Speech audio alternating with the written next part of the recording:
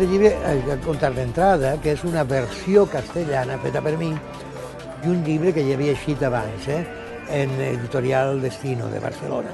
Llavors jo l'he traduït i he fet una versió castellana. Una versió no vol dir una traducció directa, sinó que és un altre llibre, d'alguna manera. És un llibre d'espies, d'aventures, etc. Passa a la mitjana, però és més que això, diguem, també. Llavors, el protagonista és Geoffrey Chaucer, el Godofredo Chaucer, l'autor dels contes de Canterbury. I passa a finals del segle XIV.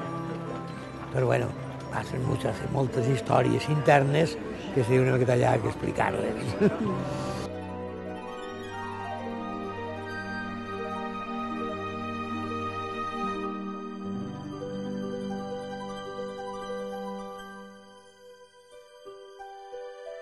Jo vaig escriure fa molts anys, als anys 80 i 70 inclús, algunes coses, el que passa és que m'he dedicat a la vida acadèmica durant molt de temps. Després vaig estar 10 anys com a director de l'Institut Cervantes a Brussel·les i a Nàpols. Jo he viscut un total de 10 anys fora, diguem, entre Estats Units, Anglaterra, Bèlgica, França, etc. I només en els últims 5 o 6 anys em van plantejar escriure novel·les. Havia publicat ja una novel·la fa molts temps, molt de temps, però és ara quan em plantejo escriure novel·les, que és, novel·les històriques, a banda, que és, fent novel·les històriques converteixes en un pou de ciència inútil, la qual cosa és molt divertida. Aprendes a dur cavalls, armadures, heràldica, coses totalment inútils per al món actual, el qual és divertidíssim. I les coses divertides i agradables no poden ser pràctiques, per això et fas banquer i de la caixa i béns bonos de l'Estat.